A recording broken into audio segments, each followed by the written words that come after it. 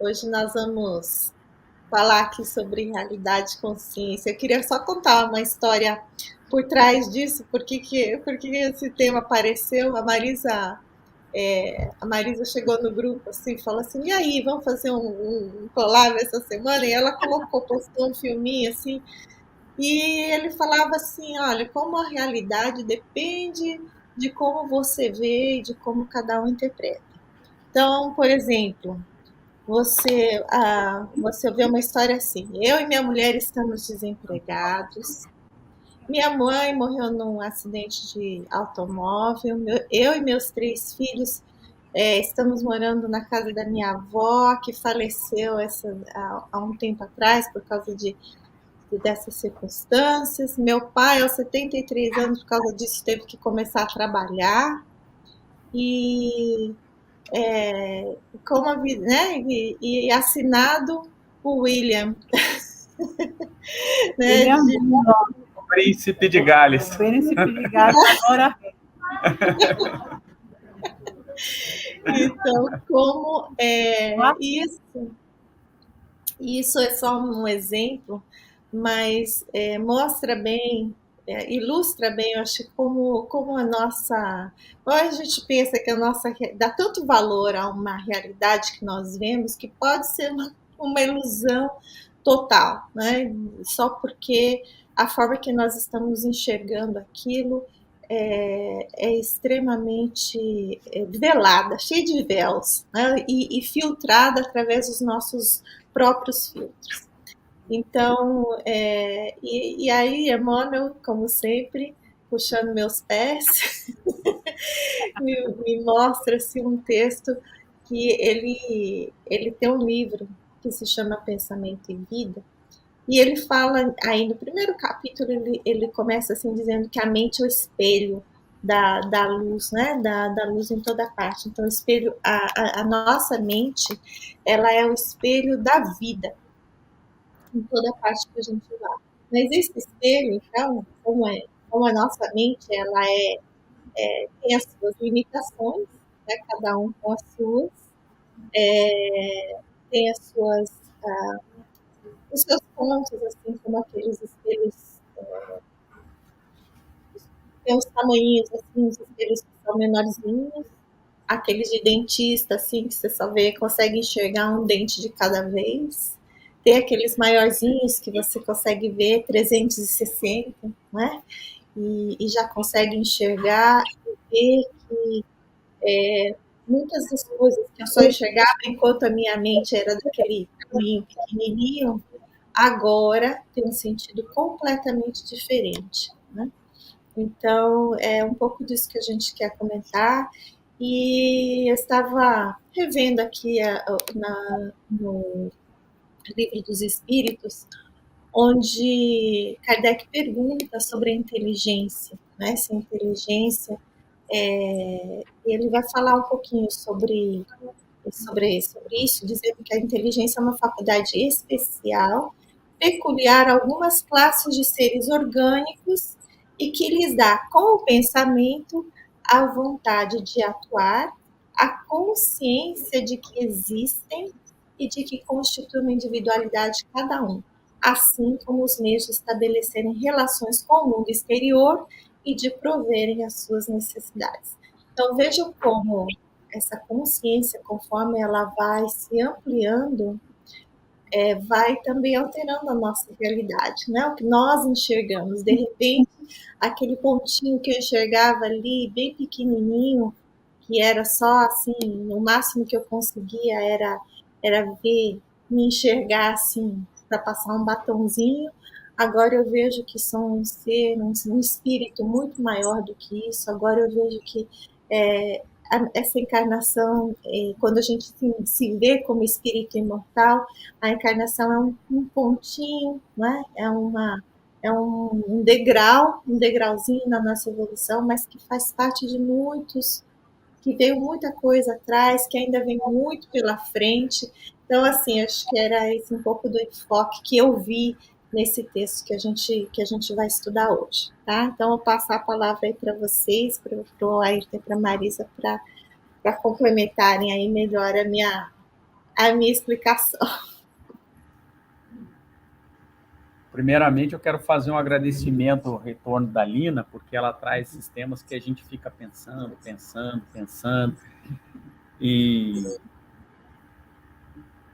embora muito simples, né, a definição que a gente tem, quando a gente começa a se aprofundar nesse conceito, a gente vê o quão complexo ele é, né? Realidade e consciência. Se a gente for pensar o que é realidade e o que é consciência, isso já dá 1 hora para cada um dos temas e falta tempo. A primeira coisa que veio esse vídeo foi muito engraçado que a Marisa passou, porque é exatamente a perspectiva de realidade que a gente tem sobre a nossa vida, né? É uma brincadeira que ele fez. E, de fato, a primeira coisa que me veio na mente, uma das primeiras reflexões, é que a nossa realidade, a nossa, individual, de cada um, porque cada um vai ter uma realidade diferente, porque a gente enxerga o mundo através de uma perspectiva diferente, né? Às vezes os dois estão certos, mas costumam brigar achando que o outro está errado. É aquela tirinha que todo mundo já deve ter visto, um número 6 aqui, desenhado no chão, e o que está desse lado falando é 6. Aí o que está desse lado não, é 9. E os dois brigando, e os dois estão certos, porque a perspectiva é de cada um, né? E aí isso me fez, primeiro ponto, um raciocínio de que a nossa realidade, ela é equivalente à nossa ignorância. Ignorância não é um xingamento, né? Ignorância é aquilo que a gente ignora da realidade real, né? Exato, a falta de conhecimento. Então, existe a realidade nossa e existe o que é de verdade, que nem sempre a gente vai compreender. Então, a nossa realidade, ela é do tamanho da nossa ignorância. Se a gente é pouco ignorante, a gente tem uma noção maior da realidade do todo, dentro da nossa limitação. Existe também uma limitação. Então, vamos com um exemplo que é mais fácil. Teve um tempo em que a gente achava que Deus era o Nilo. E pode ver que a mitologia egípcia, ela diz que tudo era desenhado através do Nilo, né? Porque eles só conheciam ali o Nilo, conheciam-se pouca coisa além daquilo, então toda a mitologia era baseada naquele conhecimento e nos animais que eles conheciam. Veja que não há uma reprodução, por exemplo, na mitologia egípcia de um canguru. Eles não conheciam, só tinha canguru na Austrália. Mas então o canguru não existia. Não, a realidade egípcia, para eles, não existia. A mesma coisa acontecia com a Grécia Antiga, se a gente pegar a mitologia toda, e isso é importante porque isso é a explicação de Deus e a explicação do mundo, né? A realidade dos gregos era o Olimpo, não passava muito da Grécia. E a gente foi expandindo, a gente deu um salto agora, e na Idade Média, a realidade de Deus e a realidade do mundo, ela era um reflexo de reis, porque Deus não deixa de ser um rei, é um grande rei, sentado num trono e fazendo coisas piores, porque a gente sempre põe Deus como um super-homem, né? Ou seja, às vezes com uma qualidade superlativas e com defeitos superlativos. Como se a gente pudesse dizer o que é Deus. E é por isso que Kardec faz a primeira pergunta: o que é Deus? Isso é tão genial, porque a pergunta não é quem é Deus, é o que é. Essa já na pergunta ela é genial. Mas voltando aqui. Então, quando a gente começa a expandir para a América, conhece, ver outros seres, discute-se se o índio tinha alma ou não, afinal de contas, a gente acaba de descobrir um índio que nem era índio, né? Na verdade, eles achavam que estavam indo para as Índias e o Cristóvão Colombo é o cara mais perdido da face da Terra, porque ele foi para um lugar que ele não sabia onde era e voltou, não sabia dizer para onde ele tinha ido. Ele tinha dito que tinha ido para a América, para a Índia, só Américo Vespúcio mais adiante que batiza esse continente. Mas o fato é, aí a gente começa a questionar essa nossa realidade. Isso é um exemplo para a gente poder entender que muitas vezes a gente está discutindo coisas dentro da nossa ignorância. Quando o que nos está faltando é educação. O fato é, muitas vezes a gente se depara com discussões Vamos dizer, por exemplo, vamos discutir quem foi Jesus, né? Existem diversas linhas de raciocínio sobre Jesus é o Messias, não é o Messias, ou dentro mesmo da próprio Espiritismo, se ele tinha corpo físico, se o corpo era etéreo, e não sei. E aí ficam discutindo um ser que a gente não consegue nem definir. Na visão de Kardec, segundo, e tentando explicar coisas da vida de Jesus com a nossa pequenez e ignorância, quando a gente, e se atendo a detalhes tão pequenos da vida de Jesus, quando a gente tem exemplos grandes e fantásticos da vida, e esses são indiscutíveis. Então, se a gente vai lá, Kardec nos conta lá, quer dizer, os espíritos contam a Kardec quem é Jesus na visão espírita. Então ele fala assim, os espíritos, está lá na revista espírita, os espíritos puros que chegaram no mais alto grau da evolução dos puros. Então, assim, a gente ainda não tem nem noção do que é para chegar a ser espírito puro.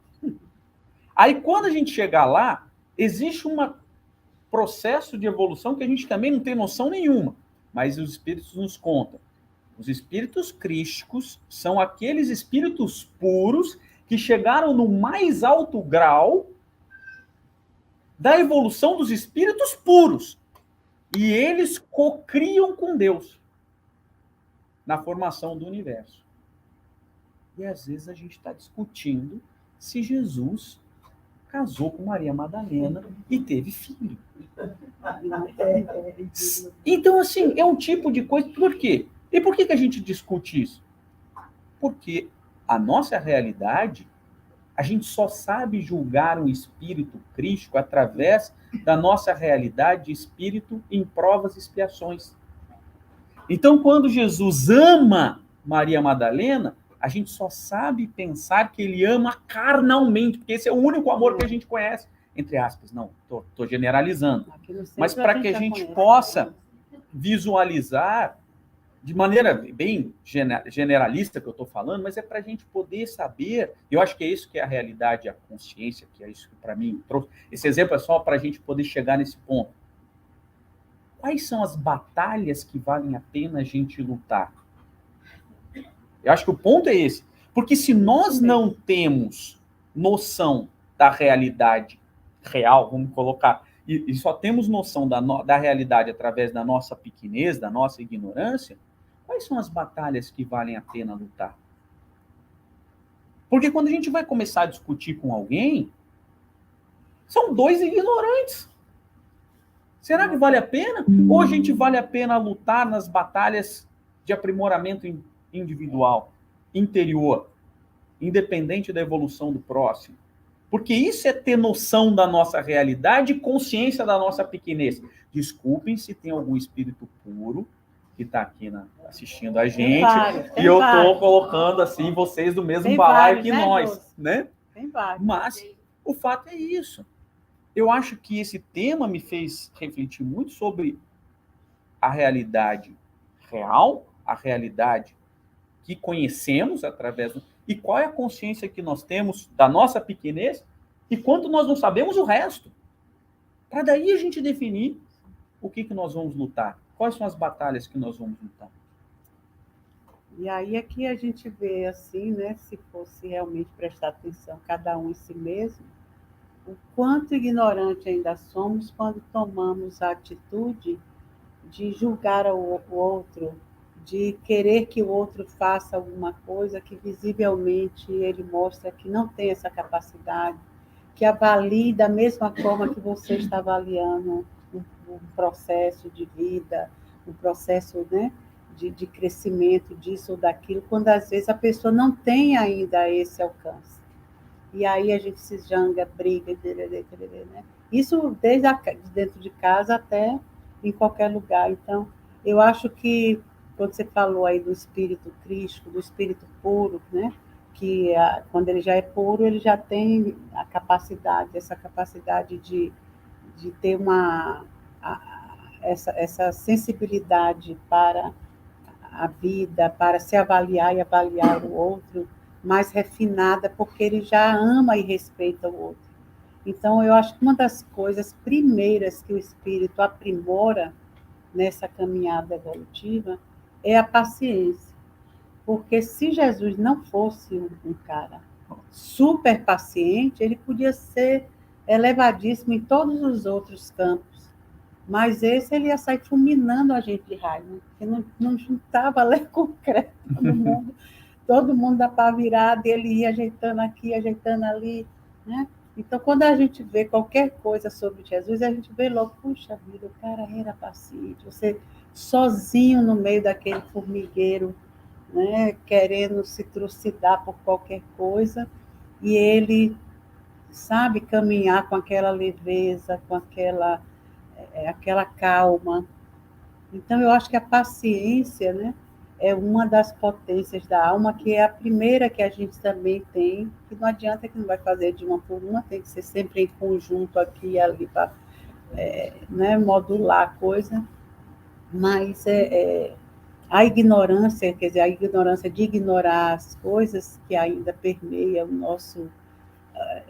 essa nessa posição evolutiva, é que ainda causa tantos transtornos, né? Tantos problemas, tantas dúvidas e exageros, e causando justamente toda essa desagregação entre os homens, né? Cada um traz a sua verdade, aquela sua verdade absoluta, e aquilo tem que ser, se não for, não quero mais brincar.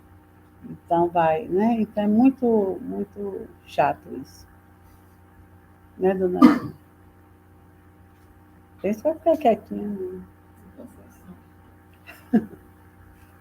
Assim, na época ela não... Tô no mundo, porque as crianças estão dando os palpites aqui delas também. Ah, tá vendo? Essa é a vantagem. Ai, gente, eu tô famosa, senão cachorros são só gêmeas. Mas isso que vocês estavam falando, é bem isso mesmo, né? Mas acho que é a paciência como ciência da paz do trabalho e a ciência da paz, né? De se manter em paz e de ser capaz de pacificar quem está ao seu lado. Agora, esse texto que de Emmanuel, ele é baseado no versículo em que Jesus nos diz assim: brilhe vossa luz. Esse é o estudo.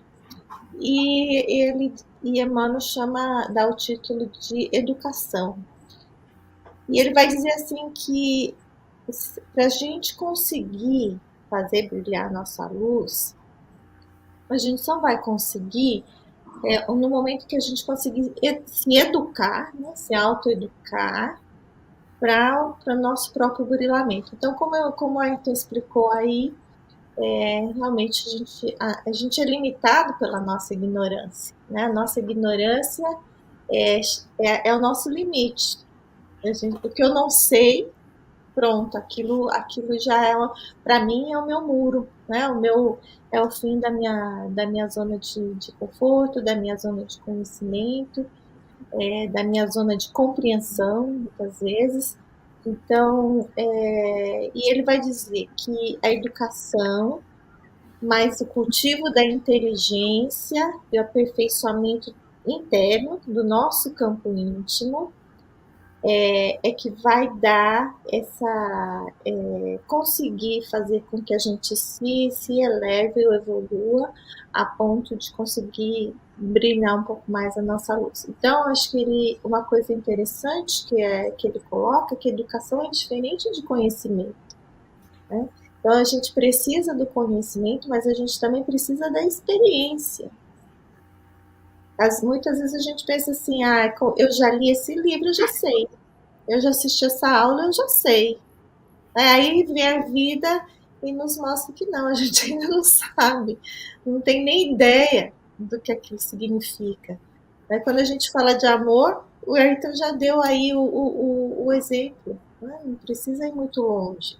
O nosso limite é muito curto ainda.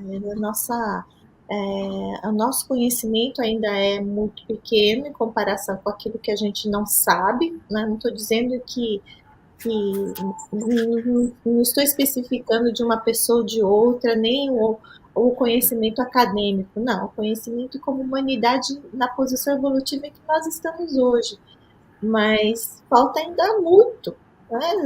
Então aí já deu uma ideia de chegar nos puros e nos crísticos, a gente ainda tem muito trabalho pela frente, mas esse trabalho envolve essa luta conosco mesmo, esse esforço diário conosco, e esse desejo, essa vontade, né, a vontade que dirige todos os departamentos da nossa alma, para nos esforçarmos a fazer isso. Porque eu acho que a gente passa muito tempo num período assim que a gente fala assim, hoje não vai dar não, tô cansada. A gente passa encarnações, encarnações, primeiro sem nem saber o que está acontecendo. A vida passa, né, e a gente desencarna, nem sabe que desencarnou, e até chegar num ponto em que hoje já temos um pouco mais de consciência, conseguimos uma encarnação um pouquinho mais longa, né? Porque antes, quando desencarnava aí com 20 anos, 30 anos já era velho. Nos meus pais, a vida média era de 50 anos. Então, hoje a gente está em 75, 70 e poucos, né? Chegando nos 80.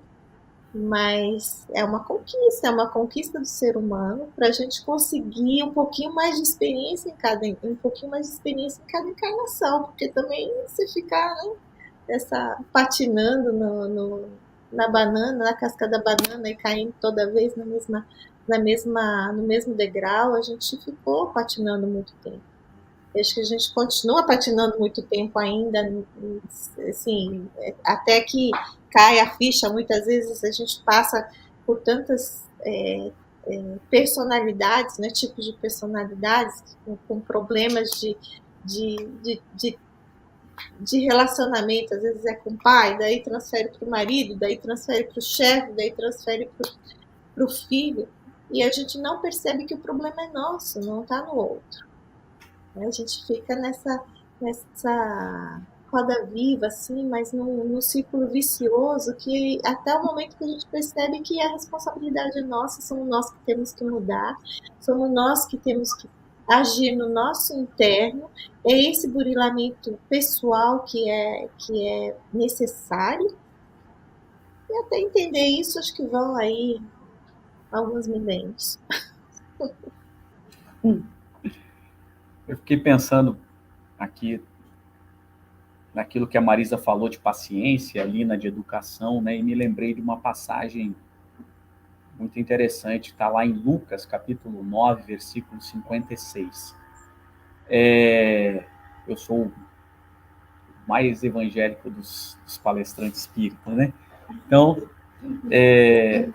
essa passagem é uma passagem muito interessante, porque todo mundo conhece a parábola do bom samaritano, né? Então, Jesus estava chegando em Jerusalém e o doutor da lei pergunta para ele qual era o maior mandamento, tem até uma palestra sobre isso. Mas também é interessante antes dessa passagem, porque essa parte conta antes dessa passagem. Antes de Jesus. Jesus estava lá, provavelmente lá em Nazaré, algum lugar lá para cima, e ele vira para os discípulos e fala assim, vou para Jerusalém. Vamos para Jerusalém. Isso deve ter espantado nenhum dos discípulos. Nenhum deles ficou espantado, porque o Jesus era judeu, e como um bom judeu, você tem que ir pelo menos uma vez na vida a Jerusalém, mas ideal que você fosse todos os anos.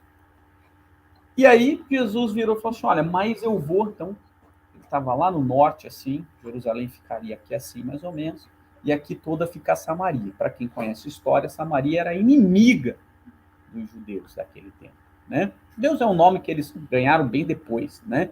A gente está falando de judeus, mas eles na época eles eram hebreus e eram o reino de Judá, mas ainda não eram conhecidos assim, só para a gente ilustrar. E aí ele falou, Jesus, isso já é uma caminhada assim de uns 4, 5 dias, caminhando dia e noite, tá? Então Jesus falou assim, não, mas eu vou pela Samaria. Aí os discípulos olharam e falaram assim, não, Jesus, se é a Samaria, os caras não gostam da gente, é o caminho mais perigoso, e mais longo. Você tem certeza? Tem. Beleza. Quem era louco de discordar de Jesus, né? E eles foram. É o mais longo e o mais perigoso. O que aconteceu? Quando eles chegaram em algumas aldeias da Samaria, que eles viam que eles eram judeus, eles não receberam pouso, né? Como era comum. E é da cultura de quem vive no deserto que você, nem que seja seu inimigo, você tem que recebê-lo, dar água, dar pouso, né? Então, Não vai e logo aí, matando. você não vai logo, né? Você tem que, porque é uma cultura do deserto, uma cultura de peregrino. E eles não deram. Aí Tiago e João, não eram os Pedro, não eram os Judas, Iscariotes, não. Era Tiago e João, os mais queridinhos de Jesus, né? Viram para Jesus e falaram assim: mestre, você quer que eu ore para Deus, para que Deus fulmine os samaritanos, desça um raio, tal qual está previsto em Elias, aquele que não der pouso para um peregrino, será fulminado pela toda a sua família, parari, parará, está lá no Velho Testamento, né? Eu imagino. Olha a cultura. O cara que vivia com Jesus, todo dia, estava ali, os queridinhos de Jesus. Você quer que eu ore para Deus, para que Deus desça um raio, fulmine, mate todos os samaritanos? A gente resolve 2 problemas, né? Né? E o que disse Jesus? Jesus respondeu, depois ele ainda pega mais um puxão de orelha, porque a parada do lado do bom samaritano é um puxão de orelha para Tiago e João.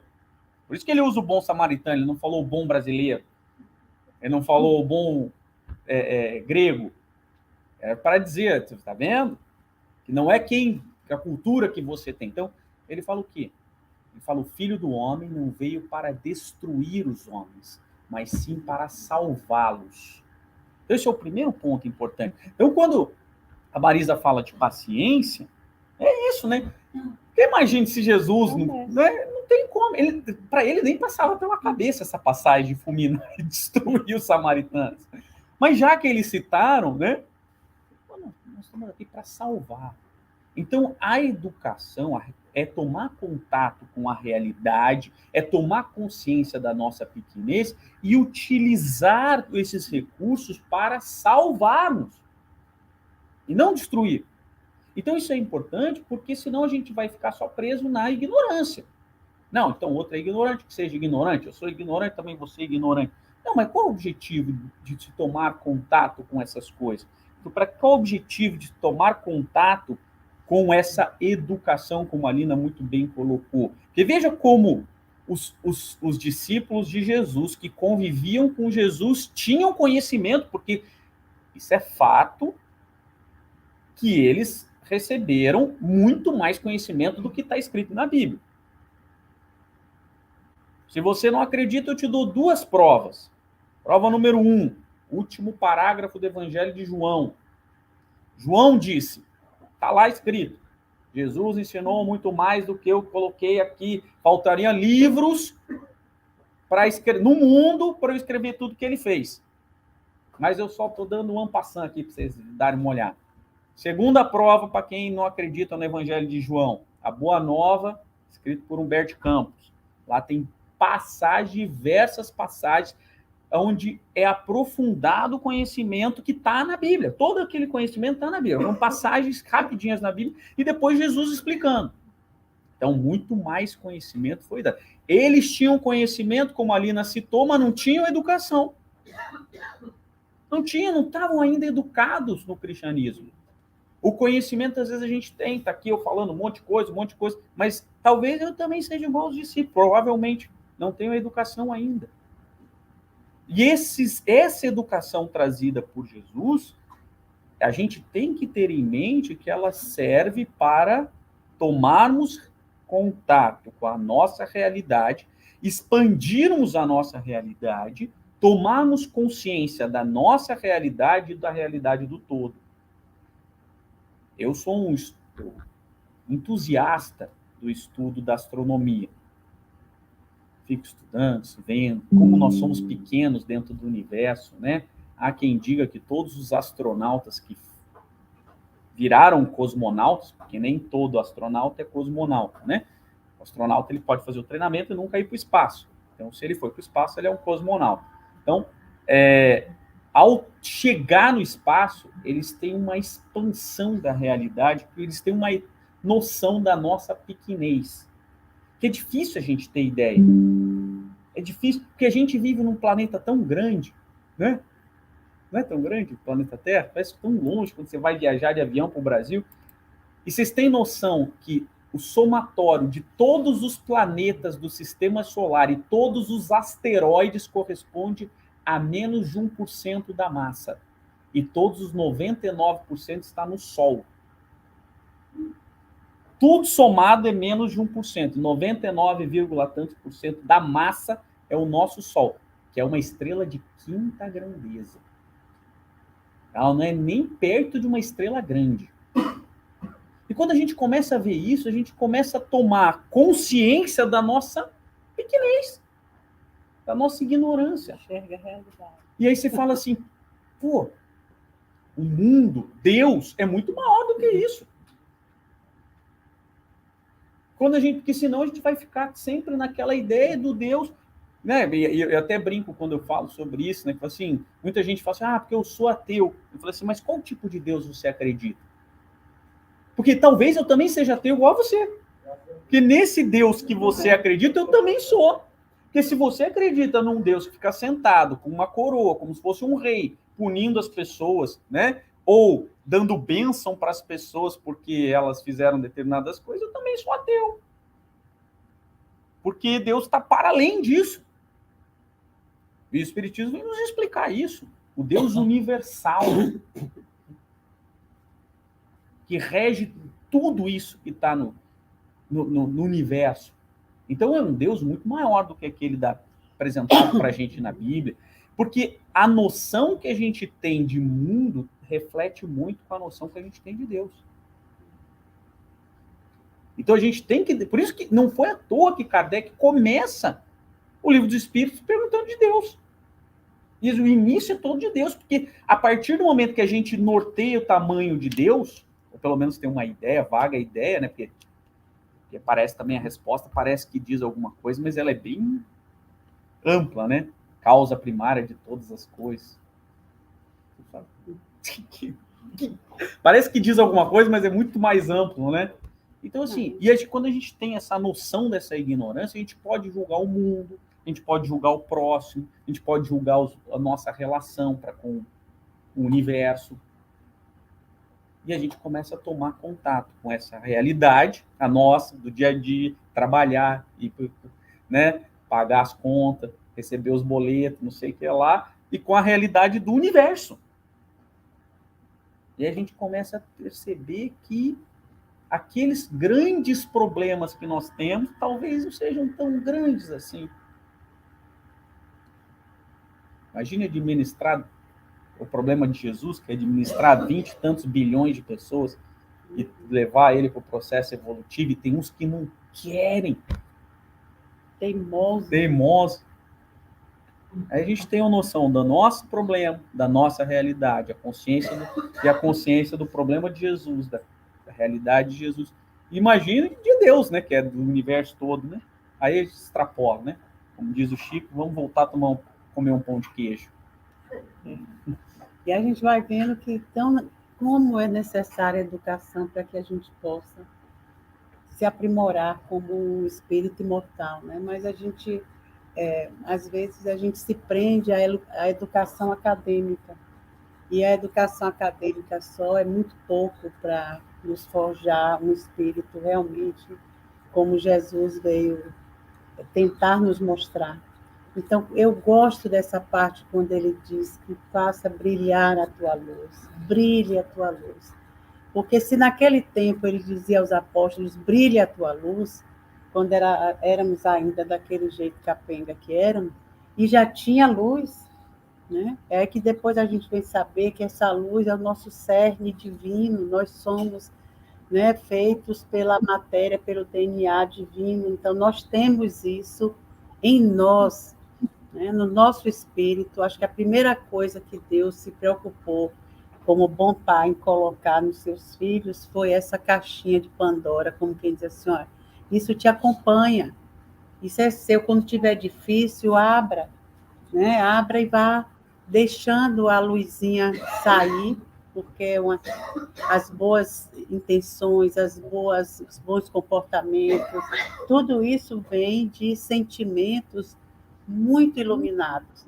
A gente vê como é difícil, né? Como a gente se admira quando a gente vê um Chico Xavier demonstrando toda aquela humildade, né? Todo aquele carinho por Jesus, parecendo que Jesus andava ali com ele junto, guiando ele. Não só Jesus, mas todos os Jesuses que pudessem, né, estar ali pertinho dele. Mas que merecimento, que coisa boa, né? E a gente pensa que aquilo é porque era Chico Xavier, mas está conosco também. Quantos irmãos espirituais que estão assim nos levando como crianças, né? E quando fazemos um mal feito, vem e nos incentiva a refazer aquilo, a não sentir tão mal com aquilo, pelo contrário, refazer. Então, a gente tem que ter essa ideia de que naquele tempo, quando éramos da pá virada, se ele disse, faça brilhar a tua luz, e a gente já tinha luz para fazer brilhar, e quantos apóstolos fizeram isso? Né? Quantas pessoas que ouviram Jesus falar, não mudaram totalmente o seu modo de ver e reviu todos os conceitos e fizeram diferente. Naquele tempo, que não tinha nada. Então, se hoje a gente já tem tantos meios de ir aqui e ali, olhando para nós, parar de olhar só para as pessoas, né? Julgar só as pessoas, querer consertar as pessoas. Né? A gente não conserta ninguém. Tanto que Jesus veio com todo esse cabedal de preciosidade, essa fortuna que ele jogou nas nossas mãos. Assim, vão, sejam, só sejam. A gente não, até hoje, a gente, né, fica preso a coisinhas, né, de passados tão remotos que a gente, né, que às vezes, eu estava até conversando com o Giza sobre isso, né, sobre as terapias, que às vezes você faz terapias, mas são coisas tão profundas que é bom fazer, mas não vai sair daquele nível raso, porque é muito profundo. Né? Precisaria também você fazer brilhar um pouquinho a sua luz. Por isso que nós já temos essa capacidade de nos reavaliar e dizer, sim, eu vou tentar resolver isso usando todas as armas que o mundo me dá, né? O mundo da psicologia, da psiquiatria, tudo hoje que me dá. Do centro, das religiões, tudo, dos mantras, das meditações, de tudo que está aí para a gente usar para se melhorar. Mas e eu vou fazer o quê? Ficar aqui esperando. Tudo isso fazer efeito em mim? É de fora? Como é? Então, eu é que tenho que querer fazer com que alguma coisa dentro de mim se modifique.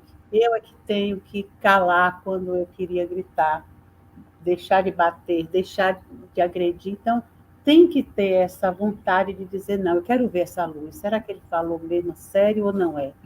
Né? Aí, quando você começa a tentar aqui e ali mudar uma coisinha ou outra, acabou-se. O sono melhora, a dor parece que já não dói tanto assim, né? Então, parece que tudo passa a ficar mais fácil de conviver. Não fica 100%, ninguém espere. Se esperar, é outra dor que vai colocar na estante. Mas dizer, não, eu consigo algumas coisas. Eu consigo sorrir, às vezes, quando em outros tempos já estava em prantos. Eu consigo consolar alguém quando antes eu dizia, vai se danar, você que se vira, eu estou me virando, cada um por si, Deus por todos, entendeu? Então, hoje a gente já consegue fazer algumas coisas e sentir que essas potências, porque são forças muito poderosas. Os sentimentos, né, como Jesus depois fala no Sermão do Monte, né, são sentimentos muito fortes, de humildade. Como é que você vai ser humilde ante a tantas atitudes que vêm contra você e que você diz, mas o outro faz? Eu não tenho como olhar e dizer, não, é ele que está doente. Espera aí, deixa eu ver. Entendeu? Então a gente não consegue, mas sabendo assim, ele é ele, eu sou eu. Se eu fizer diferente, vai ter um bocado de gente que vai fazer igual a mim. E por que eu tenho que fazer igual a muita gente que só está doente e só me leva para o caminho das doenças, das tristezas, né? Então, eu acho que é quando a gente segue a vida assim, se envolvendo nesse Jesus, né, já espírito crístico, que demonstra para a gente assim, olha, eu estou aqui no meio dos dragões, vocês são verdadeiros, essas formigas mais terríveis ainda, né? Esses animais selvagens, essas forças que um quer comer o outro. E eu passo por vocês, deixando o melhor que eu posso, e sabendo que isso vai fazer efeito em vocês daqui por diante. Ninguém mais foi o mesmo. Ninguém mais. A gente está vendo Francisco de Assis, né, aos sábados, Francisco, Joana, que foi Clara, os caminhos que eles vieram tomando desde a época de Jesus, né? Francisco desde a época de Jesus, e como aquilo realizou o espírito. Às vezes a gente pensa assim, ai, devia estar, coitadinho, triste, né? Joana, nas suas encarnações, desde Cusa até Joana Angélica, sempre vivendo em mosteiros, sempre tendo que se esconder. Claro, era mulher, era o caminho, mas feliz, mas fazendo, sempre agindo, sempre crescendo, né? E o espírito sente esse crescimento. Então, a luz precisa brilhar, a gente não pode mais se negar a isso. É a realidade, mas é essa realidade que a gente vai conseguindo realmente se apoderar através dessa educação moral que estamos tendo em várias vidas, né? Nessa também, tudo que a gente vem fazer aqui, que vai projetando de dentro para fora, né? E aí a gente vai se experimentando e vendo que vamos sair dessa encarnação completamente mudados. Vamos chegar no mundo espiritual e olhar assim a nossa trajetória e vamos ver que essa nova chegada nossa ao mundo espiritual vai ser completamente diferente. Então, isso é maravilhoso, né? Não tem como valer cada sentada nos bancos escolares do centro espírita, porque a gente senta, né? Nos é obrigatório ir para a escola desde cedo, e graças a Deus que é, porque senão a gente não conseguiria compreender o resto. Né? Mas essa vontade que a gente tem de vir ao centro, nem que seja, hoje está doendo muito, eu vou lá. Nem que seja porque dói. Porque vai doer. A gente vai sair daqui ainda com muitas dores. Vamos voltar para o mundo espiritual, mas rapaz, tanto tempo no centro, mas aquela dorzinha ali continua, né? Na próxima. É bem assim mesmo, mas que saiamos daqui um pouquinho melhores do que chegamos. Mas achei interessante na colocação de vocês dois como se completaram, porque Ayrton fala que Jesus veio para nos salvar, né? E acho que muita gente ainda pensa que esse salvar é que a gente pode ficar sentadinho, sem fazer nada, que ele vai fazer o trabalho pela gente, como Marisa colocou tão bem aí, não vai ser assim.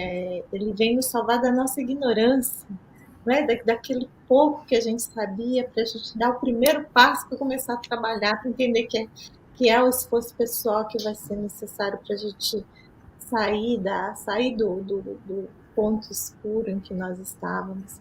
E aí eu fiquei pensando no que você falou, mas que tantas vezes a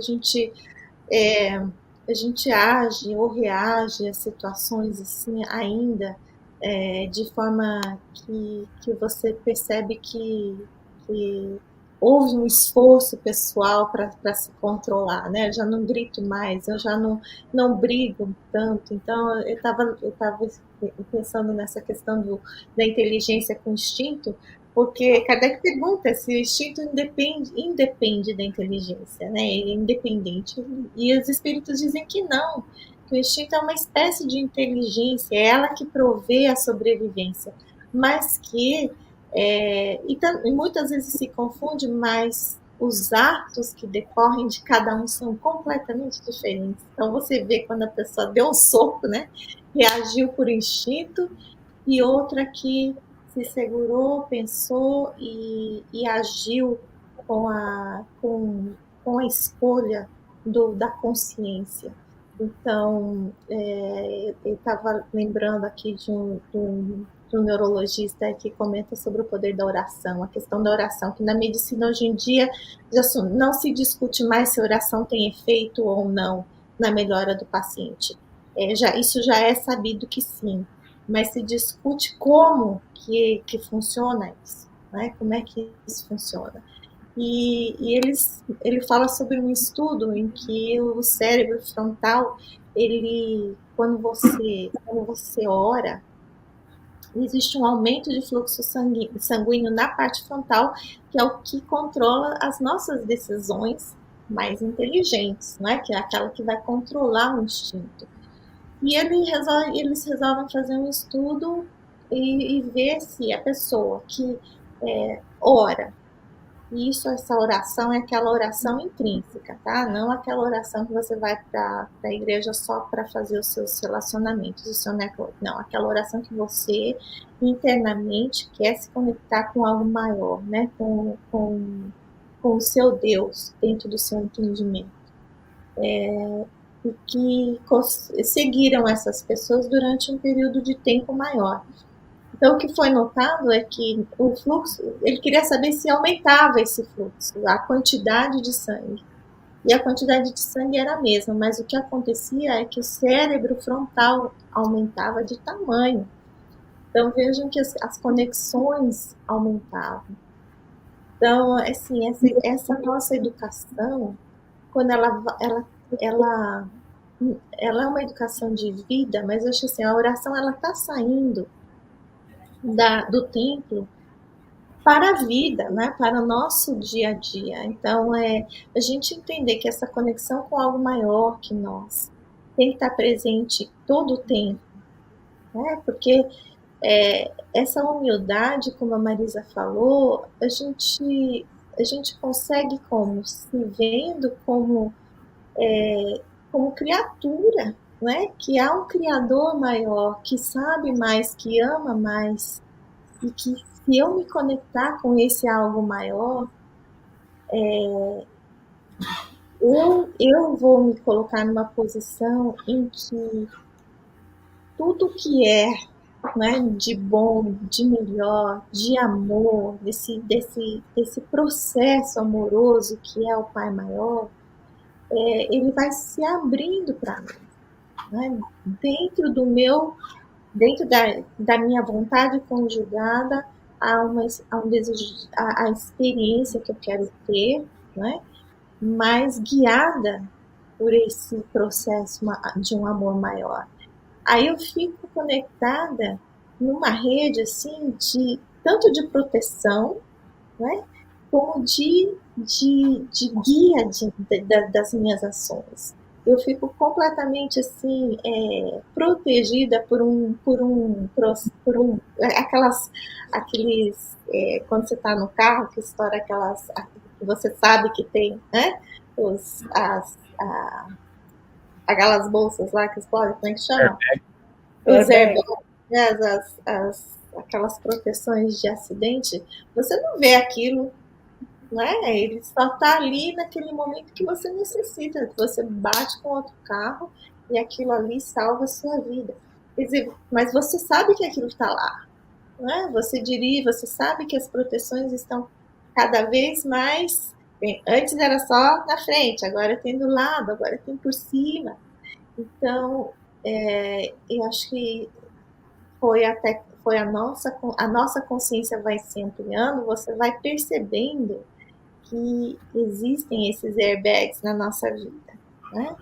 E existem coisas que a gente deixa de fazer porque a experiência já mostra que aquele não é o melhor caminho, e tem outras que eu ainda não sei, né? Mas sei que existem outros que já seguiram na minha frente, e Jesus veio aqui para nos mostrar isso, que deixou aí as pegadas, né? Quando fala eu sou caminho, verdade e vida, ele deixou umas pegadas de exemplo, de modelo para a gente seguir.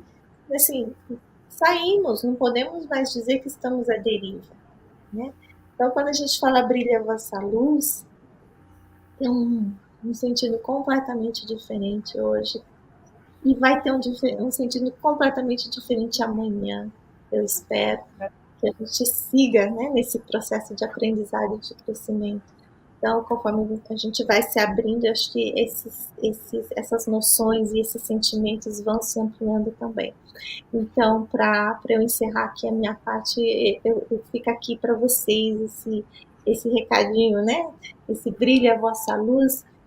Pensa nele assim sempre, sempre. Em todo momento que você tiver que falar alguma coisa, em todo momento que a gente tiver que agir, né? Que luz é essa que eu estou brilhando? Então, passo aí para vocês. Era isso que o tempo permitiu.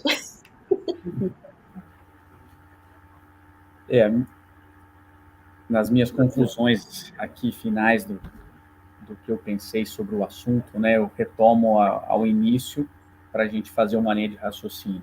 Então, aquela sátira, né, do príncipe William falando a sua realidade sofrida, né, de estar desempregado, de estar morando na casa da avó, do pai com 73 anos de começar a trabalhar, é só tristeza a vida dele, né, porque a visão, claro que jocosa, de como ele está sendo visto.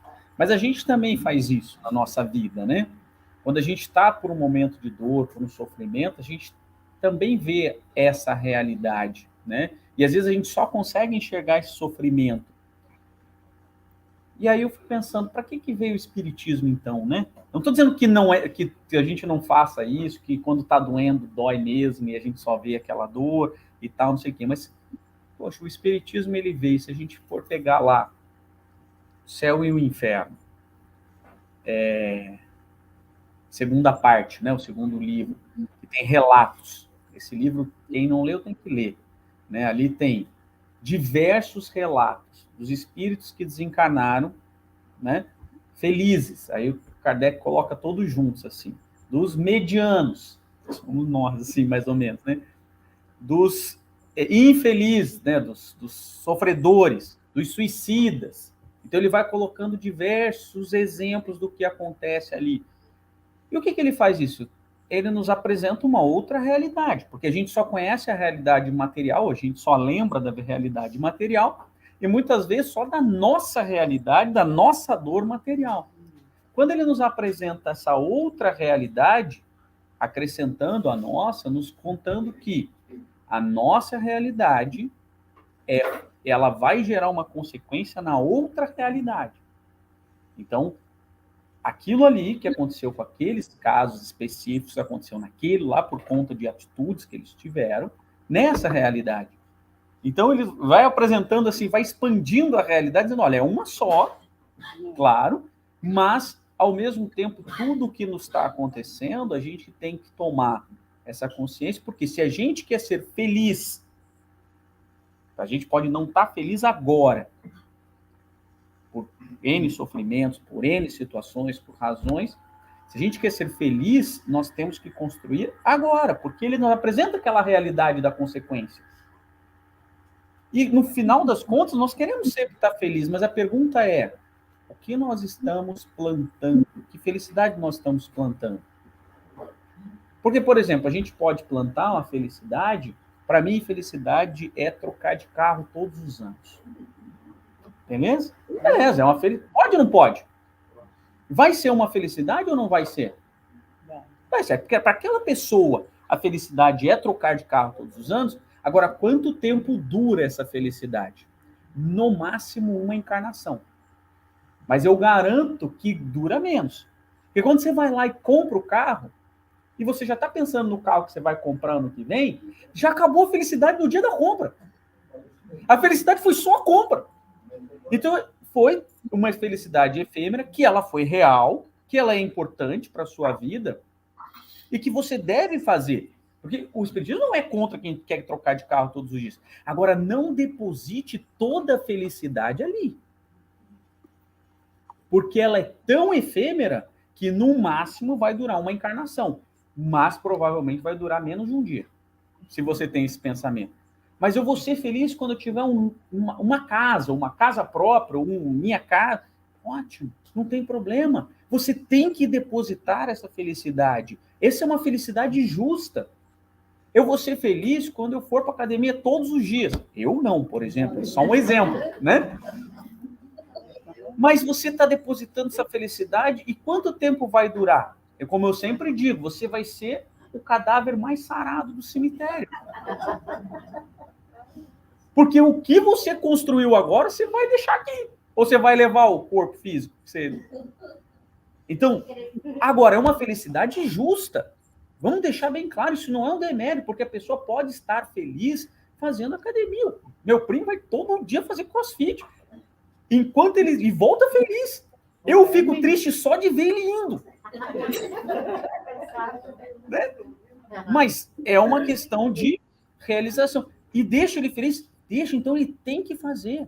Agora, eu acho que são felicidades que a gente tem que fazer em vida. Mas a pergunta é, conhecendo esta nova realidade, qual é a felicidade que nós estamos fazendo para a próxima realidade apresentada pelo Espiritismo? Estamos todos os dias cavando masmorras aos vícios, olhando os nossos vícios, enterrando eles, falando a partir de agora eu não vou praticar mais, ou pelo menos tentando, porque essa é a felicidade que a gente vai levar. Porque se a gente não tiver consciência do que a gente vai levar para a realidade espiritual, a gente vai viver de felicidades efêmeras, porque todas essas outras efêmeras vão durar no máximo uma encarnação. Porque na próxima você não volta com o carro que você comprou na anterior. Não tem. Então, pode até ser que venha uma situação de rearranjo espiritual, mas a regra é que não vai. O fato é, e que nós então estamos de fato plantando para essa nova realidade que nos foi apresentada? Né? O que a gente leva? Eu acho que algumas coisas que a gente leva daqui. O conhecimento que a gente adquiriu, se a gente leva. As amizades que a gente construiu, se a gente leva. Né? A caridade que a gente plantou, né? As ações, porque faz parte. São as coisas que a gente está levando. Então, quando a gente põe que toda a nossa felicidade vai ser quando a gente tiver uma casa própria, e que é justa essa felicidade, a gente tem que também pensar o que eu, para construir essa justa felicidade, eu estou fazendo. Porque se eu estou construindo essa felicidade às custas de passar os outros para trás, de ludibriar os outros, quer dizer, além de você ter uma felicidade efêmera, você está construindo uma infelicidade nessa nova realidade que nos foi apresentada. Então, eu acho que a gente tem que ter essa realidade a nosso problema, a realidade espiritual que nos foi apresentada. É claro que são exemplos que não necessariamente vão acontecer na nossa vida, né? Mas é só ilustrando as situações que acontecem, e aí a gente agir dentro desse contexto. Essa é a consciência que nos é convidada pela educação. Eu acho. Eu posso também finalizar. Eu já penso assim, que eu tiro dessas lições, né, como essa de hoje, né? Eu sou tão tímida. O que eu tiro, foi o microfone que gosta. O que eu tiro dessas lições que eu venho aprendendo no Espiritismo, e todas essas lições que a gente traz, né, à tona para ver se a gente se ouve melhor, ouvindo, se a gente aprende mais, né? É que a gente não pode mais pensar em colocar esse propósito da felicidade em lugar nenhum, a não ser na realidade da vida que essa existência nos provê, né? Em termos de família, de acesso ao carro, à casa. Depende do quadro que vem agora, né? Qual é o projeto para a encarnação, para a nossa encarnação? Cada um pode questionar a sua. Qual foi o projeto? Se eu olhar mais ou menos desde quando eu nasci, aonde eu nasci, de onde eu vim, a família, o que eu tive que fazer, o que foi fácil e o que foi difícil, né? Porque a gente vai logo ver que as dificuldades sempre são maiores do que as facilidades para todos. Não é para um, para o rico, para o pobre, para o remediado, porque o rico vai ter suas dificuldades dentro das facilidades que são demais. Então, e o pobre, por causa das dificuldades, ou ele vai criar mais algumas, ou ele vai começar a realmente ver quais as saídas mais favoráveis para o projeto que foi dado a ele. Então, o Espiritismo, a coisa acho que mais bela que nos dá é mostrar logo essa realidade da nossa imortalidade, que hoje é só um momento dentro de uma vida, sabe, infinita, uma vida eterna e uma vida imortal. Porque nem morrer, graças a Deus, Deus não nos deu esse tempo para dizer, vai, morre e fica lá. Não tem, não tem. O único descanso que a gente tem é quando a gente sofre demais, a gente quer descansar. Porque aí está doendo, igual a criança. Não, tá aqui, fica aqui um pouquinho que eu vou massageando aqui. É a dor. A dor quando o espírito não quer ainda olhar para a sua realidade maravilhosa, infinita, assim, todas as possibilidades que a gente tem na vida, né? Vê quando você tem um filho que você assim, puxa, o que meu filho tiver tendências a fazer, os projetos que ele quiser, eu vou estar do lado apoiando, né? Mas isso a gente tem do Pai Maior para nós o tempo inteiro. O que você quiser fazer de bom, estou aqui para dar maior força. De ruim também para poder lhe tirar dos piores embaraços, mas alguns você vai se embaraçar também e eu vou ter que dar um jeitinho de ir tirando aquelas, né? Parece quando você entra assim numa teia, né? Que tem que ir tirando devagarzinho para não ferir demais. Então, eu acho que o Espiritismo nos dá assim, essa realidade nua e crua e é uma delícia. Às vezes a gente foge dela, às vezes a gente faz de conta que ela não existe e fica assim, olha, você reza para mim, olha, você faz isso para mim, olha, você sabe, e não, porque eu não quero fazer nada, eu quero que façam para mim. E aí a gente ainda está nesses projetos de buscar colocar a nossa felicidade nos projetos materiais, né? Os projetos materiais eles devem ser buscados, conquistados, né? E é muito legal que isso aconteça quando você faz um projeto de uma casa própria ou de trocar de carro, isso se realiza, maravilhoso. Mas se não realizar naquela hora, não morra por causa disso. Né? Não faça daquilo um cavalo de batalha que você diz, pronto, não tenho isso, então acabou. Acabou minha saúde, acabou minha alegria, acabou isso, acabou, porque ali, como então, isso era a minha felicidade. Nada material. Porque esse projeto de não ter acesso a muitas coisas de hoje é a necessidade que tem para poder a gente alcançar outras coisas que a gente ainda não tem noção, não vê, não quer ver às vezes, mas são coisas que a gente vai adquirir que está dentro, então não está fora. E o que você conquista aqui vai para dentro, isso tem um valor inestimável, porque é como se você estivesse fazendo o que Jesus falou. Deixe brilhar a tua luz. Ela está aí, deixe brilhar. Porque na próxima vez você vai trocar seu carro todo ano, você vai ter a casa dos seus sonhos, você vai ter isso e aquilo, e não vai meter os pés pelas mãos. Você vai usufruir daquela casa, porque ela pode lhe dar de um certo conforto, mas não vai lhe tirar do seu senso de realidade, de um espírito imortal a caminho da luz, a caminho de um trabalho que é a luz que vai vir de fora. É como Jesus, sair do conforto dele lá na nuvem melhor que tem dos crísticos, no sol, né? Que o planeta dos crísticos é como se fosse um sol que brilha a toda hora, que só tem felicidade, só tem corações maravilhosos, e vir por meio né? Da bagunça com a gente, andar descalço, dormir com a cabecinha na pedra, né? Andar sobre a água, aquele negócio de andar sobre a água, é aquela hora que ele diz assim, peraí, eu também posso, né, pai? Peraí, só um pouquinho.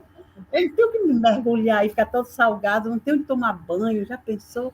Ficar com a única roupa que eu tenho é essa, molhada de água salgada, ainda ficar todo peguento. Deixa eu andar por cima. Vai possível. Tem também, né? Quem não chora não mama. Mas a gente vê que o grande se mistura com o pequeno para fazer o pequeno crescer, né?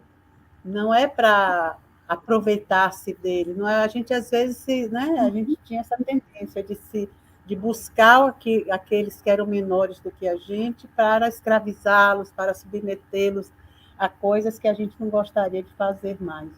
Mas os grandes mesmo, os grandes corações, eles nos tomam no colo como crianças, que ainda precisam de cuidados, que ainda precisam de carinho. Então, eu acho que no centro espírita a gente encontra isso. A gente encontra a educação, a gente encontra o carinho dos espíritos em torno de nós. Quando a gente está na reunião mediúnica, a gente sente aquele carinho que os espíritos estão conosco para que a gente saiba como cuidar dos nossos irmãos que sofrem mais do que nós. E às vezes é difícil você estar sofrendo tanto, você diz assim, puxa, ainda tem alguém que sofre mais do que eu, ainda tenho que cuidar. E é mesmo. E aí, quando você cuida do outro, parece que as suas chagas estão todas acomodadas, também tranquilas, né? As dores da alma. Então, é uma maravilha. Nunca deixem, sempre começar a desanimar, liga um para o outro, sabe? Diz, é o que lá hoje? Será eles três de novo? Será que vai ser chato? Vai passar da hora? Vai não sei. Mas sempre é bom. A gente vir aqui para assistir o GO, que dura 30 minutos, né? Fazer uma oração em benefício das pessoas, qualquer coisa. De preferência também quando a gente limpa o centro e Jesus está do lado. É a tarefa do centro mais valorizada, porque quando você está limpando as coisas, Jesus está do lado. Jesus vai com a gente, né? Mesmo assim, a gente não consegue, né? Pessoas, né, Baba? Né, Baba? É bom para as articulações, lógico, né? Mas vamos lembrar, a Lina disse muito bem isso, todos os dias lembrar, brilhar a luz, brilhar através do olhar, do gesto, do pensar, do tocar, no que eu vou dizer ao outro, né? Estou com raiva, preciso falar com fulano fez isso, o filho, o marido, né? Que marido sempre faz alguma coisa que não percebe, né? Mas aí a gente já vai assim, olha, vou brilhando a luz, que é para não torcer o pescoço dele. Aí já vou devagarzinho, né? Não vou querendo matar o pobrezinho de jeito nenhum. Então, sério. Não é? Mas a gente tem que ter essa ideia do brilho. O brilho está em nós, já está. E cada vez que a gente conseguir dominar o homem velho e deixar aquele do futuro sair só uma nesguinha de luz, Ave Maria. Aquilo a gente vai chegar lá, nem mais no nosso lar, a gente vai lá para as esferas da mãe de André Luiz, né? E nem vai precisar de carro, né? Nem vai precisar. Para poder se locomover. Já vai chegar lá dizendo, olha quantos furinhos já tem aqui dentro do negócio fechado, né? Mas é isso aí, minha gente.